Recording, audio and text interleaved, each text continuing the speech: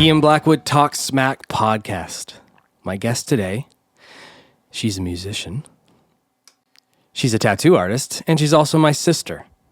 Jen, thanks for doing the show. Thank you for having me. When you told me you were doing this podcast, I was so excited. It's brilliant. I'm so happy to be here. Were you excited for the fact that I called it Ian Blackwood Talk Smack and I don't really talk much smack? Yes, basically. Yeah. So our job is to talk more smack. Well, let's talk smack today. Or not, I don't know. Jen, thanks so much for being here. Lots to talk about. I want to crack it right open. I want to talk a little bit about the Creep Show, because this was a very, very sort of definitive part of your life. I feel like it was. Creep Show is my baby. Yes. My firstborn. There you go. So, let's talk a little bit about that. It's your brainchild. Let's talk about the inspiration and if there's any sort of favorite moments you had during the band. I would love to hear it, and I'm sure the listeners and viewers would love to hear it too. Well, one day it just dawned on me that, after being in a couple different bands, never fronting, but, working with a few other people. I was in the band Thule that you had talked about a little bit with Sarah, with some friends of mine. I really wanted to kind of do my own thing. So it just popped in there one day. I was like, I have the best idea for a band. And this gives me the opportunity to write the songs I want to write, do, the stage kind of ideas that I want to do, and no one can tell me not to do it. So why not? So I rounded up a couple friends and we got this thing going. Now at first, the bass player, Sean, kind of laughed at my idea. He thought it was kind of funny, didn't think it would fly. And then once I showed him some kind of the songs I was writing and the ideas, he was like, you know what? You're right. This is going to be great. And it just kind of went from there. I didn't know that. Yeah. I actually didn't know that little tidbit, because that's a nice little Easter egg there. I didn't know that. That's how it kind of went down. That's really cool. Oh, yeah. Absolutely. Actually, our first band practice we ever had was at Sean's parents' house in the computer room. It was just me and him. And he had the bass playing was fairly new for him. He had... like stand-up bass, right? The stand-up bass, Which is much different from the electrical. Yeah, exactly. And because it's a specific style, right, for the music, right? It's a specific style and it's a specific sound. Yes. And it's unlike, I tried to do it. I can't play that thing at all. Was that sound in your head? That sound was in my head. Okay. Absolutely. It was very inspired by bands like the Necromantics and Tiger Army and Mad Sin and horror pops. Obviously, you can see a lot of that influence when you listen to that record that I did. But absolutely. In fact, every song that I wrote, I almost had, I knew exactly what it was going to sound like before I sat down and wrote it. Really? Oh, yeah. Absolutely. Every little part of it. That's really cool. That record, the whole record came to me like a big wave. The record Jen, of course, is talking about is Sell Your Soul. Yeah. Which was Creepshow's debut. It was the debut record. Right? Yep. Yeah. Came out on Stereo Dynamite Records. It was super cheap to make. We gave it all we got. But because I was very specific in how I wanted exactly, how exactly every song should sound, all that stuff. I think we did the whole thing in about a week and a half, 2 weeks. I love stories like that because it's like it comes together.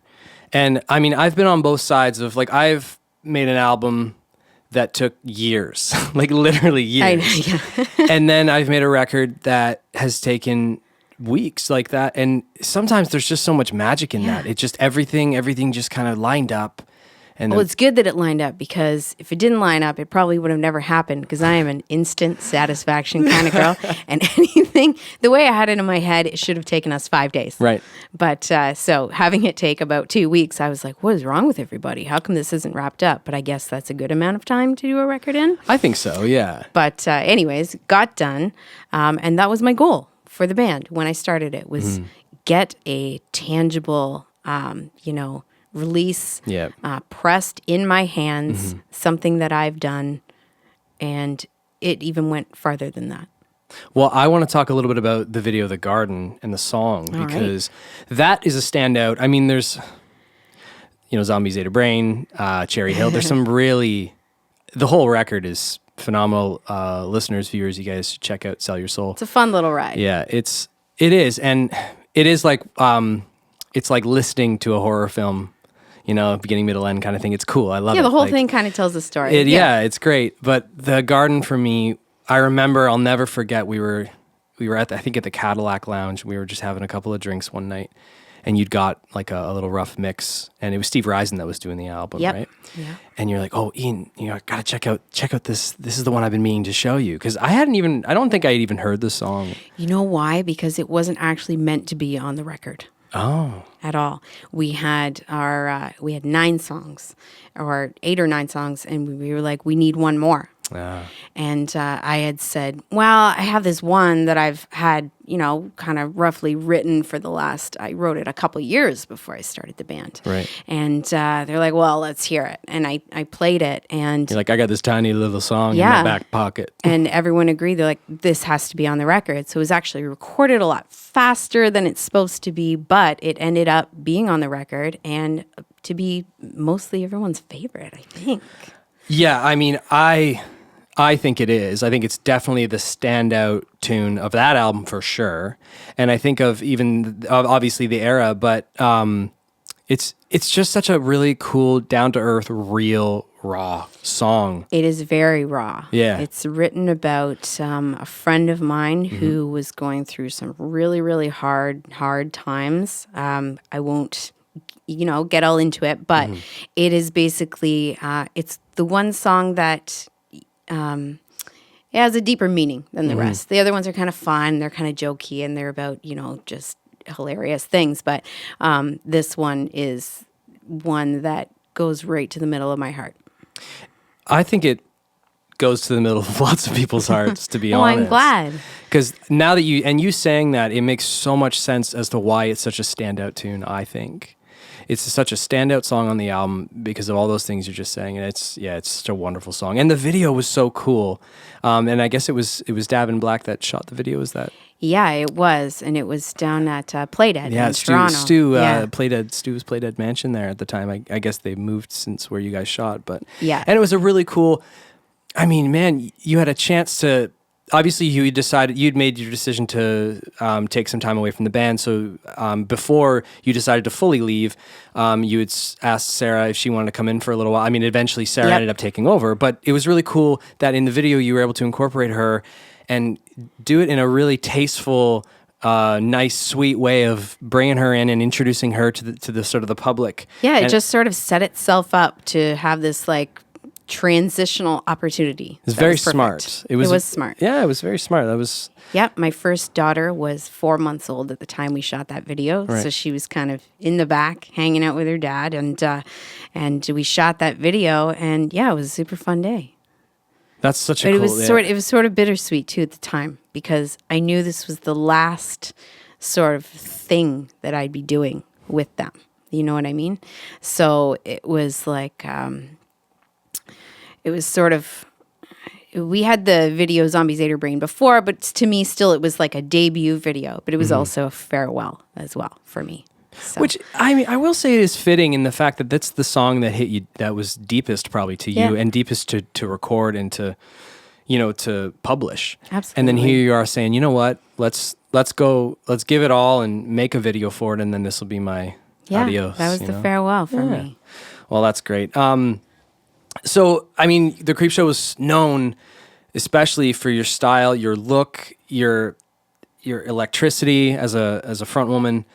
I mean, there's no denying that. Sarah as well. But I want to talk about you and DIY clothes because you, first of all, and I mean, it runs in the blood, obviously, the seamstress and the sewing machines and all these. Got it all from Mom. Crafts. Got it all from Mom. Got it all from Mom. So there was a time where you were actually making a bit of a living doing DIY clothes. I had an eBay store. It was called Honey Shop 13, and that's all I did was I would make clothes and sell them. Amazing. I loved it. It was fun. And, it had a really good run. Oh, yeah. You did it for years. It was a good 3 or 4 years there I was doing that. And you got to incorporate it into your band. Absolutely. A lot of the stuff I would make was inspired by my ideas of like stage outfits and things like that, you know? And you'd even sell the stuff at the shows too, I remember, right? Yeah, You would have it. You would have the merch table absolutely. for the creep show, but you'd also have the honey shop. I had my own little separate Yeah. merch. I think the guys were maybe a little bit jealous because I'd always walk away with a couple extra bucks in my pocket. But at the end of the day, it was really cool because people were walking around with not just creep show stuff, but handmade custom clothes that I made myself. Well, and there was a really cool time. I'm saying this, I'm trying to big myself up here, but it was the beginning of my acting career, and I was doing a show called Instant Star. I had scored a role on this TV show, and it was very new into the whole acting world, and I just got out of film school and got a principal agent and had been auditioning and hitting the pavement, and I got this role. And then season 2 showed up, and they were looking for like specific wardrobe pieces that they couldn't buy. Because I don't even know if like Hot Topic was barely in Canada. It maybe wasn't even at the time. I don't know. I'm not sure if it was. Yeah, because I feel like anyway, Jen. Let's talk a little bit about the character Patsy Sewer on the show, which was like the rebellious punk rock, electrical kind of like chick rock type. You ended up making a bunch of the wardrobe for this Zoe Palmer, who was the actress. They were looking for a specific kind of style for her. And I was like, all right, I will give it a shot. I'll come in with a rack of clothes. You pick what you want. If you don't like them, there's no pressure. And I remember I probably made about 30, 35 items and brought it in, and they took the entire thing. They took the entire I love rack. that, eh? Like I'll bring a couple pieces in. No, it was fantastic. I was like, amazing. Wow. Thank you so much. This is amazing. And everything fit great. Everything was perfect. And my eyes would light up a little bit when I would watch an episode and see Patsy wearing something I made. I was like, there it is. It's so cool. And then I would see you in the background. Yeah. I'm like, what a great way to tie in the family. You know? It was such a cool opportunity. I remember when I think I had overheard a conversation with the wardrobe department, and they were sort of just chit-chatting about this character.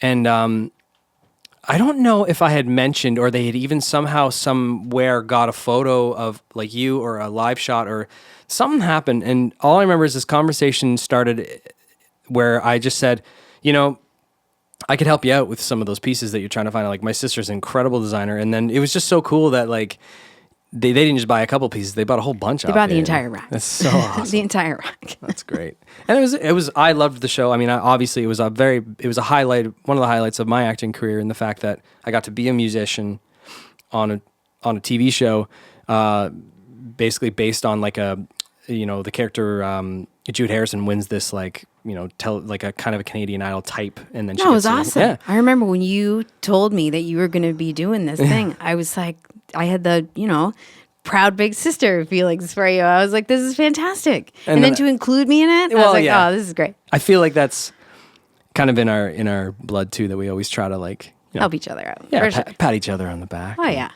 So, oh man, I just love it because I always think about like all your custom pieces and how it was very pivotal, I think, in really sort of driving that image and that look, especially going back to the creep show stuff. And it was a very I felt it was very original at the time. You know what I mean? There wasn't really bands doing that, and it was such a cool, different thing. Oh, for sure.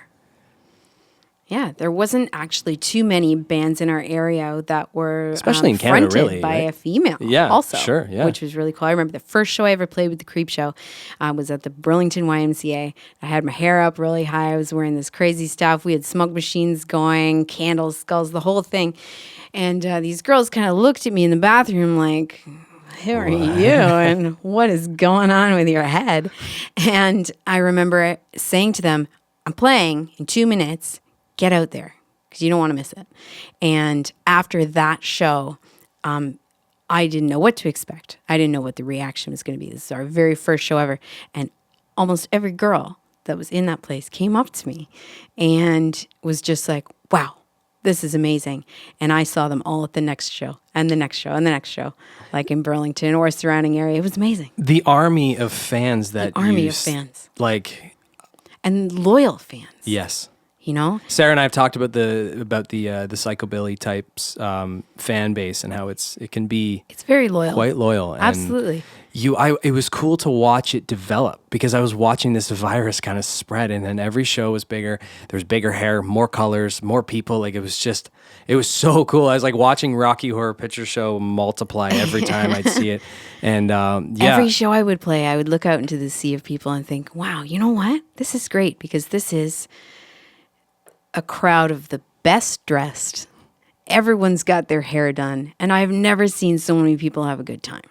You know what I mean? I think that's why I tried to get the crowd involved as much as possible. I was always engaging the crowd and just having a lot of fun with them. And, that is the thing I do miss.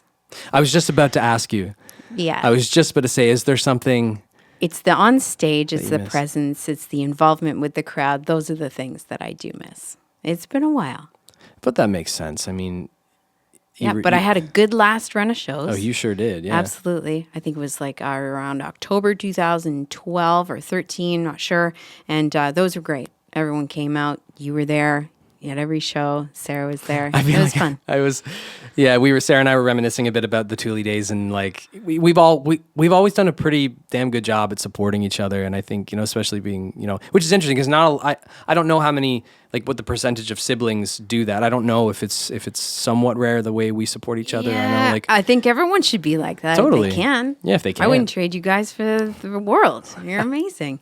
But so those last run of shows there were with Hellcat and the Prowl, which was, post Creep Show, just to kind of keep the creative juices going. And they were great. And you released some music under Hellcat and the Prowl. You released a couple of tunes. Yeah, just some demos. And you know what? Actually, to this day, people will stop me every once in a while and ask me when my record's coming out. Of course. I feel like it's something you'll be hearing for a long time. Yeah, it surprises me still. It's amazing. In fact, someone at the school just the other day came up to me at the school my girls go to, and she came up with a CD and said, I found this. It was Sell Your Soul? It was Sell Your Soul. And she's like, will you sign it for me? And just instinctively, I signed it Hellcat. And it was just really cool after this long. That's actually what I wanted to ask too, leading into a segue from that story is, I've never asked you this. I'm sure I haven't. I don't know the answer. And how did Hellcat come to be? It was just, I had a couple extra songs in my head, and after leaving the band, I didn't want to give them up to the band. Okay. So, kept kind of rolling with my own thing.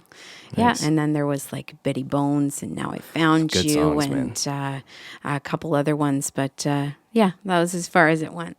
And then on the flip side of Hellcat and the Prowl, how did the nickname Hellcat? How did this happen? I've always been wanting to ask, and I keep forgetting. It's not even a cool story. Oh, okay, let's make one up then. Let's make one up.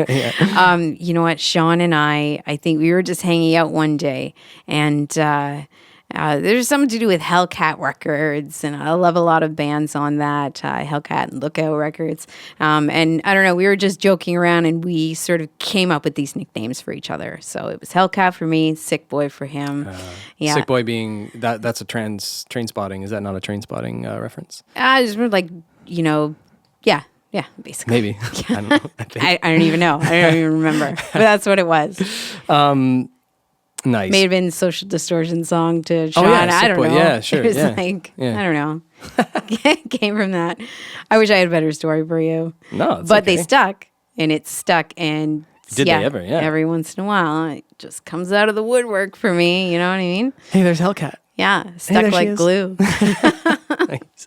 Well, Jen, you've had a bit of a shift, but it's not really that much far off from the artistic life. You're now a tattoo artist. Yep. And you also, people will not know this, but I'll crack it out. I'll crack the story out. But you were actually selling flash art when you were before you were even playing in bands. Absolutely. You were touring with bands and doing merch and slinging merch or doing doing roadie stuff. I toured with you. I slung your merch. That's right. You did. In fact, you took me out into the world, and that was sort of my turning point of not being a shy person and actually doing some cool stuff. Well, there you go. So thanks again. Hey, you're welcome. It's like you're always doing things for me. I don't know. But I'll never forget it because we were was at the time I was playing in a band called Jersey, and I'm sure people are rolling their eyes right now, like, oh, good, he's talking about Jersey again. This is the first time me talking about it on the podcast, by the way.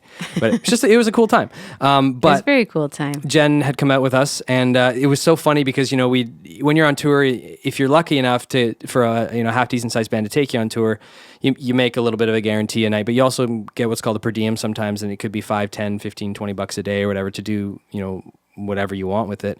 But Jen was so smart, she was drawing flash art at the time, and she'd be hopping into shops and selling her flash art and making hundreds of dollars every day while we're all just like sitting here like, eating hot dogs. Oh yeah, it was like me and Anti-Flag were on par with the money, and then you guys were all at the back of the bus, right?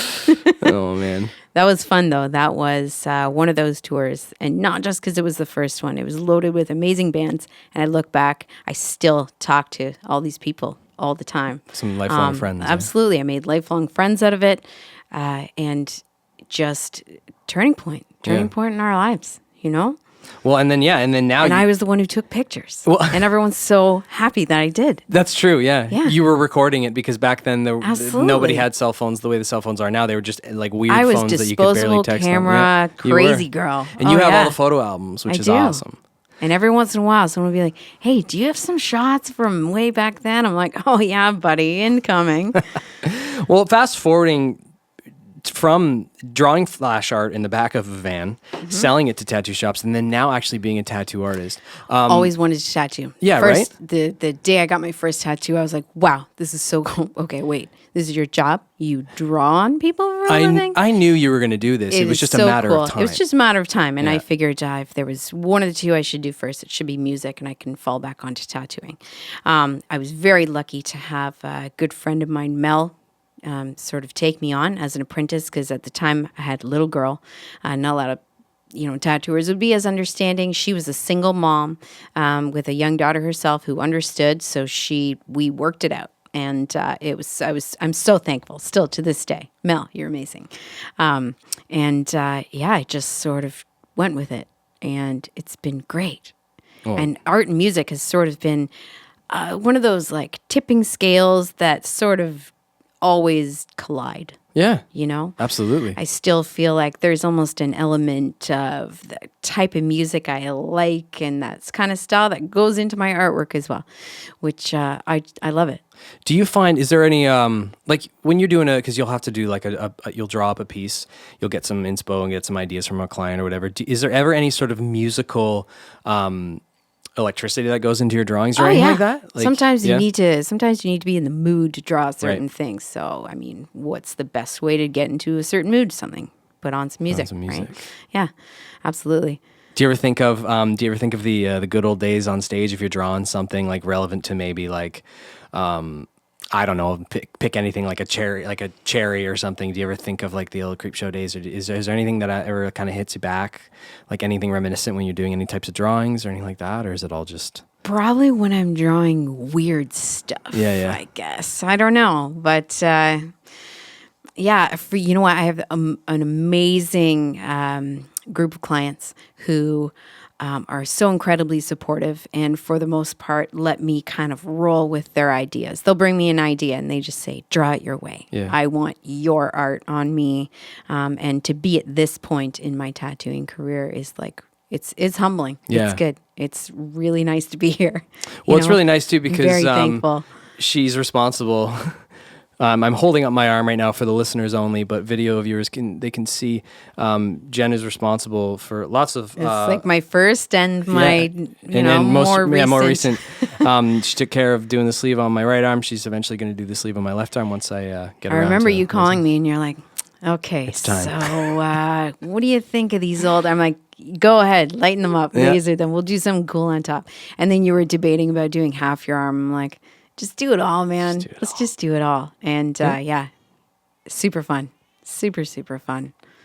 Nice. Well, listen, we could talk all day, but we'll have you back over again. But for now, I'll just do the final segment. All right. Sounds good. It's been awesome, Jen. Thanks so much for doing this. Thank you for having me. This segment is called The Shit I'm Into. Shit I'm Into. And at the moment, we were talking about, clothing design. Yep. DIY. Wardrobe stuff. And anyway, this is a clothing shaver.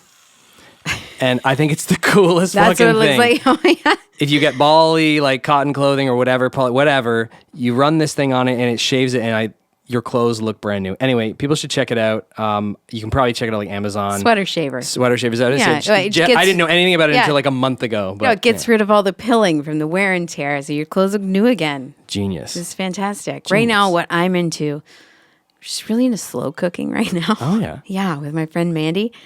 I've never really had an interest in cooking ever. I mean, food, whatever. It's always kind of been a eat to survive kind of thing. Now I'm into it. I'm getting into like making stuff with flavor, and it's blowing my mind because I've always hated it.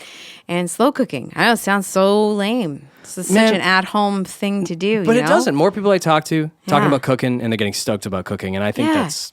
Well, I think it's a got good it for thing. half price at Canadian Tire Well, a listen, month ago. Jen, listen, we're gonna wrap it up. I hear your son crying, Yeah. and I think it's time that you need to go. I think this she's a went mom, by the well. way, guys. She's a mom to many Yes, children. yes. Full-time mom, That's tattooer, musician, all sorts of things. So All the things. But I want to say thanks so much for doing the show. I appreciate it. And if people are interested in getting tattoos by you, I suppose they could look you up on Instagram. Yeah, you can look me up on Instagram, and I have my email linked to that, so you can follow me at any time through there. And your Instagram is the Jen Blackwood. The Jen Blackwood. Awesome. Yeah, you Thanks got so it. much for doing the show, Jen. I really appreciate it. So excited to come back. All right.